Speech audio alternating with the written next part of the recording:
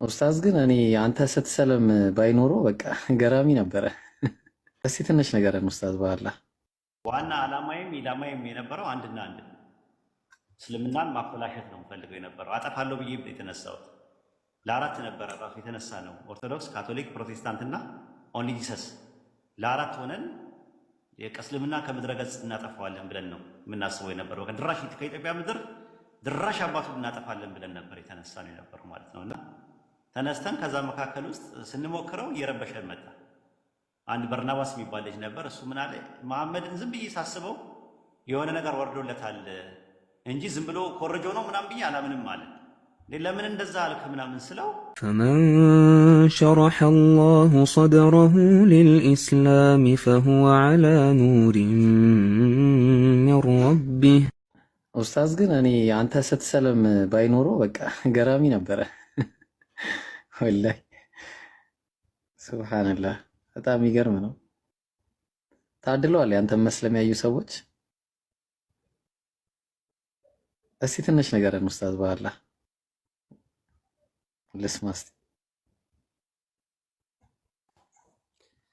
ነው። አይ እኔ ምንም የምናገረው ነገር የለም እና እኔ አንዳንዴ ባላወቅኩት እስልምናን ሁላ ምልበት ሁላ ጊዜ ነበረ ማለት ሲያንቀለቀለኝ ምንድነው እንደዚህ አይነት ነገር ያስገባኝ ማለትም ስሰማ የሆነ ሰዓት ላይ የነበረውን እኔ ፓልቶክ ላይ ነው። እናንተ ፓልቶክ ያኔ ብዙ አታውቁትም።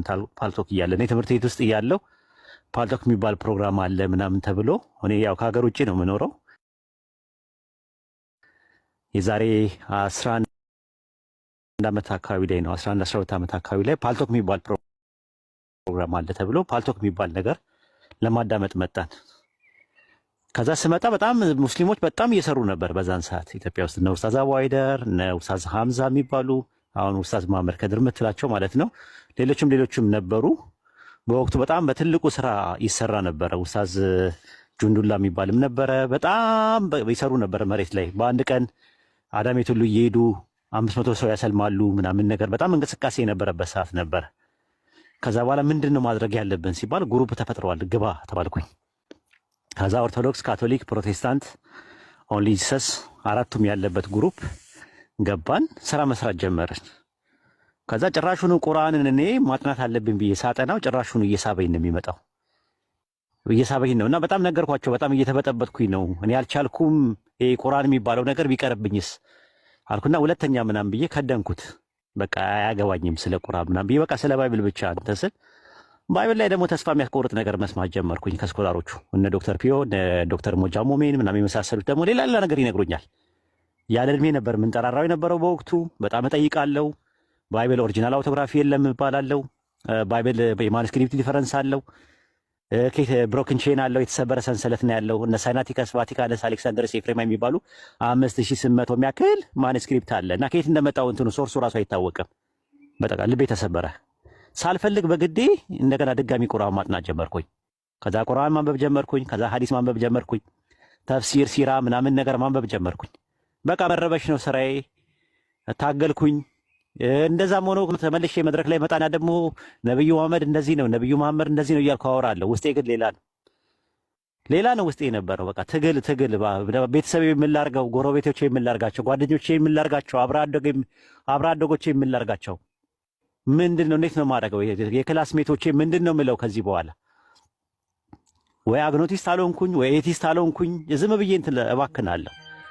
ቁርአንን ግልጥ ሳረገው አላህ ሲናገር ሰማዋለሁ። ያላ ንግግር ነው ቁርአን ሙሉ ለሙሉ። ሱረቱ ሁጁራት ምዕራፍ 49 ቁጥር 13 ላይ ያረሰው እናንተ ሰዎች ሆይ ከወንድና ከሴት ፈጠርናችሁ ይላል። ወይኔ የሚናገረው አላህ ነው ማለት ነው። እኛ እኮ አላህ በቁርአን ውስጥ ተናግሮ አያውቅም ስንል ነበር የነበርነው። ቁርአን ያላ ንግግር ነው። ሰውኛ ዘይቤ አነበብኩት 5 ነው ከጫፍ ያነበብኩት።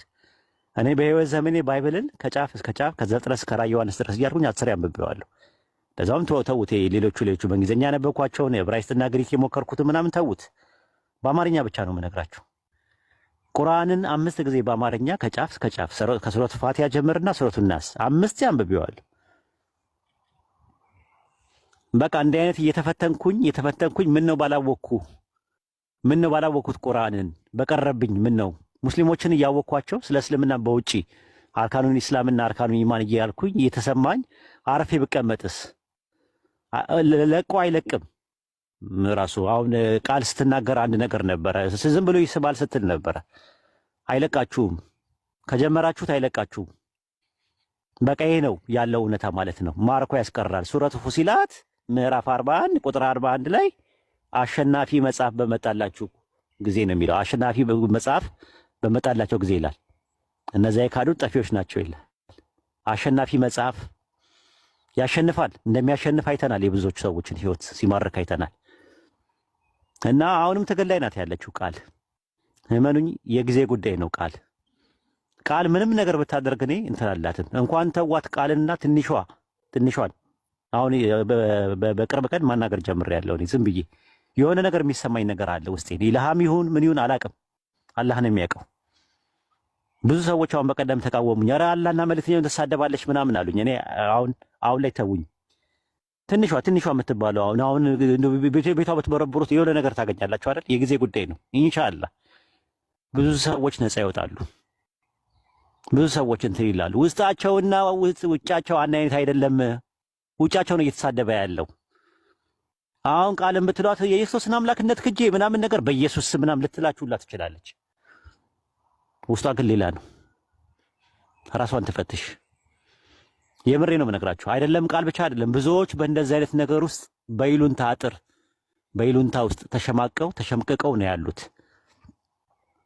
የጊዜ ጉዳይ ነው። ሁጃ ቆሟል። ከዚህ በኋላ ማለት ነው። ሪሳላውን ሰምታችኋል። ብዙ ክርስቲያኖች ሰምታችኋል። እውነቱን ሰምታችኋል። እያወቃችሁ ግን በእሳት አትጫወቱ። እኛ ጉዳያችን የቁጥር አይደለም። ጉዳያችን የቲፎዞ ጉዳይ አይደለም። ፖለቲካ አይደለም። እዚህ የተቀመጥነው ወይም ደግሞ ቢዝነስ ማን ሆነን ስለ ቢዝነስ አይደለም እያወራን ያለነው። እያወራን ያለነው የህይወትና የሞት ጉዳይ ነው። የዘላለም ህይወትና የዘላለም ሞት ጉዳይ ነው። ጉዳዩ የጀነትና የጀሃነም ጉዳይ ነው።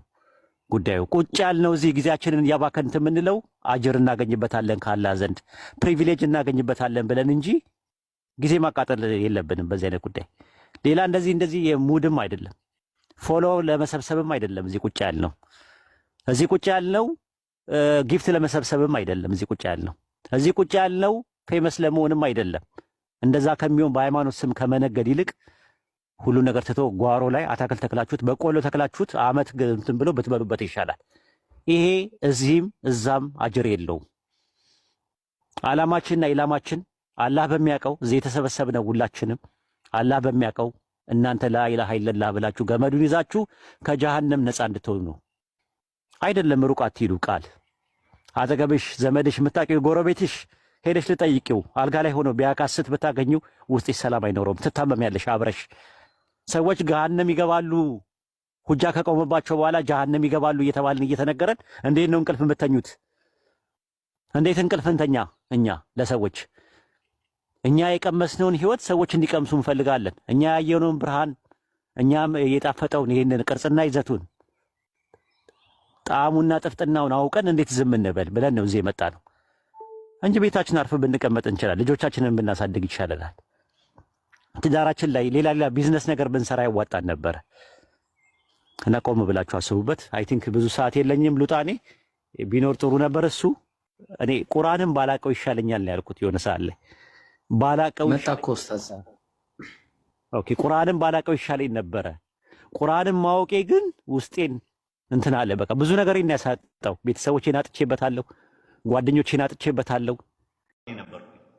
አንተሪንግ እስላም እያነበብኩኝ የደበደብኩኝ ይመጣና ደበድባለሁ።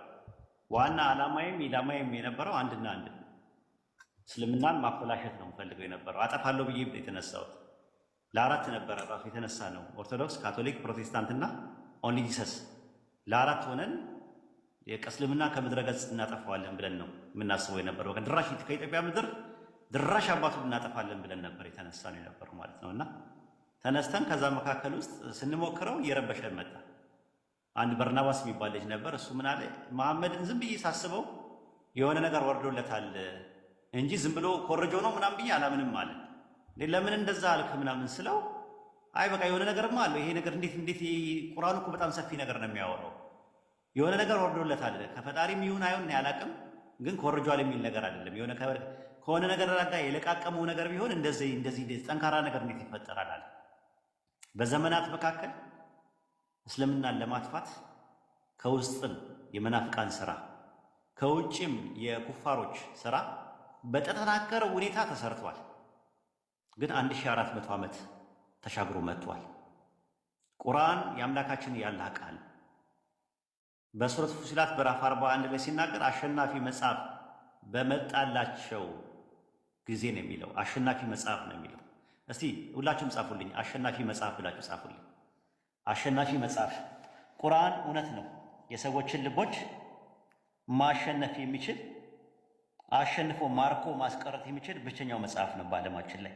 ሊዋጉት የመጡትን ሰዎች በአጠቃላይ አሸንፎ የሚያስቀር መጽሐፍ ነው። አሸናፊ መጽሐፍ ብላችሁ ጻፉልኝ። በአላህ አሸናፊ መጽሐፍ ማሸነፍ ይችላል። የምር በእውነት መዋጋት የሚፈልግ ሰው ካለ መጥቶ መዋጋት ይችላል። በሱረት ፉሲላት ምዕራፍ 41 ቁጥር 41 ላይ እነዚያ በቁርአን እሱ አሸናፊ መጽሐፍ ሲሆን በመጣላቸው ጊዜ የካዱት ጠፊዎች ናቸው ይላል። አሸናፊ መጽሐፍ የሚያሸንፍ ነው። የሰዎችን ልብ መማረክ የሚችል ነው። ማርኮ ማስቀረት የሚችል ነገር ነው ራሱ። እኔ እሱ ብቻ አይደለም አሁን ለእናንተ የተገረማችሁት። ኢንሻአላህ እውነት አንድ ሰው ውስጡና ውጪው አንድ አይነት አይደለም። እኔ ውስጤና ውጪ አንድ አይነት አልነበረ። እስልምናን እሳደባለሁ፣ እቃወማለሁ። ውስጤ ግን ሌላ ነው። የእስልምና እውነት እየገባኝ ነው። እያወቅኩኝ ነው ሳጠፋ የነበረው። መጨረሻ ላይ ውጬና ውስጤ ሲጋጭብኝ ነው ወደ እስልምና የመጣሁት።